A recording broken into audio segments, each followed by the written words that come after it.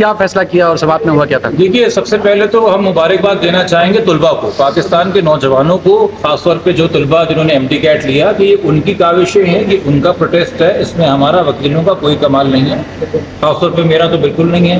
ये तुलबा ने अदालत में आज और पिछली हेयरिंगों के ऊपर आके अदालत के सामने अपना मुकदमा और केस रखा कि हमारे साथ ज्यादती हुई है, हमें जो पेपर दिया गया वो पेपर शुरू होने से 12 घंटे पहले लीक हो गया था।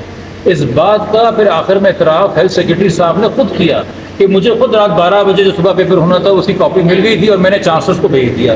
इसमें सबसे बड़ा सवाल ये पैदा हुआ कि जब एक पेपर लीक हो चुका था तो आप सुबह अनाउंस करके कैंसिल कर देते।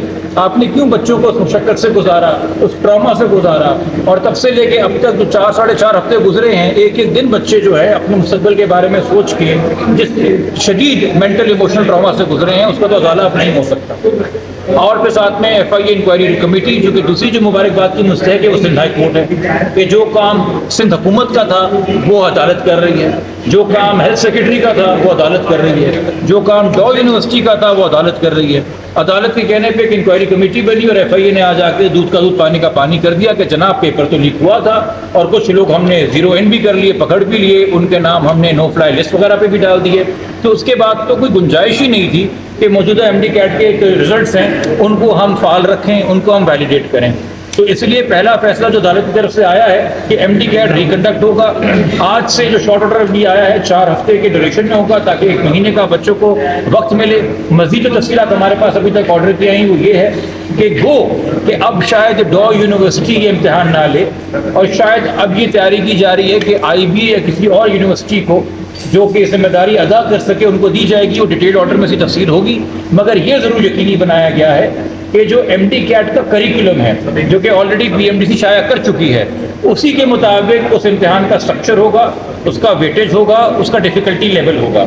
उतने ही सवाल बायोलॉजी के, फिजिक्स के, केमिस्ट्री के, इंग्लिश के आएंगे जैसे कि PMDC के करिकुलम में लिखे हुए हैं। उतने ही सवालों की नौयत और परसेंटेज डिफ़िकल्ट, मॉडरेट और ईजी होगी जैसे कि PMDC के अंदर है। सिर्फ इसलिए किसी और यूनिवर्सिटी या इदारे का इंतखाब कराया जा रहा है कि जो पेपर लीक होता है, जो वो करप्शन है, वो करप्शन ख़त्म की जा सके। ये भी ज़ेर गौर था कि चूँकि अगर कैपेसिटी कम है किसी प्राइवेट इदारे की इतने सारे हज़ारों 30 से 40 हज़ार बच्चों का इम्तहान लेने का, तो 1 से ज़ायद दिन के अंदर इम्तहान किया जाए। मगर उसके ऊपर भी फिर अदालत में तुलबा ने और हम कुछ वकीलों ने उनकी मामलत के साथ ये बात रखी कि देखिए फिर एक डिस्पैरिटी पैदा हो जाएगी कि पीर को जो पेपर लिया गया वो आसान था और जो मंगल को लिया गया वो मुश्किल था।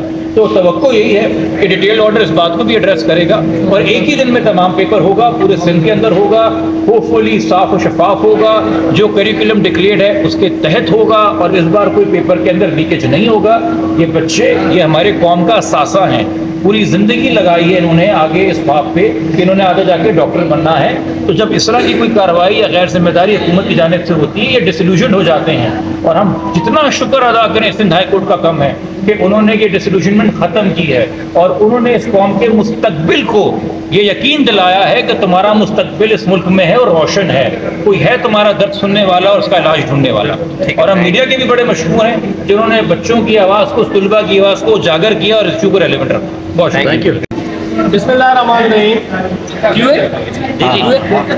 बिस्मिल्लाहिर्रहमानिर्रहीम। आज पूरी कौम को मुबारकबाद पेश करते हैं कि आज पूरी कौम की फतेह का दिन है। आज सिंध में मेरिट की फतेह का दिन है। आज सिंध में वो करप्ट माफिया जो नस्ल दर नस्ल लोगों को एक भीड़ चढ़ा रही थी, एक करप्शन की बाजार गर्म की गई थी, आज वो उसके ताबूत में आखिरी कील रोक दी गई है। ऑनरेबल सिंध हाई कोर्ट का शुक्रगुजार हूँ जिन्होंने हमारी पिटीशन पर सुना, तमाम फरीक़ैन से जवाब तलब किया और सिंध हुकूमत की जो कमेटी है जो सिंध हाई कोर्ट ने बनाई उसमें कन्फेस किया गया कि जो प्रोसेस हुआ डाउ मेडिकल यूनिवर्सिटी की जानिब से टेस्ट कंडक्ट करने में, उस प्रोसेस में 40 जगहों पर 40 से ज़ायद लोगों ने खुर्द बुर्द की है।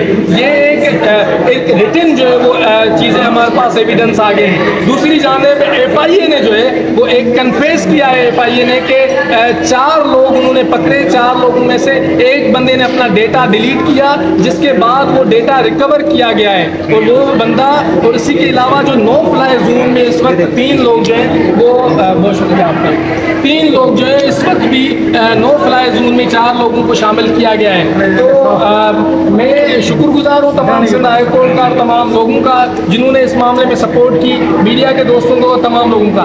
फैसला ये हुआ है कि 4 हफ्तों के बाद दोबारा रिकंडक्ट करवाया जाएगा ये टेस्ट, और ये रिकंडक्ट करवाने के बाद एक शऊर की सिंध में जो है वो फतेह होगी। आप तमाम दोस्तों का शुक्रिया। Thank you.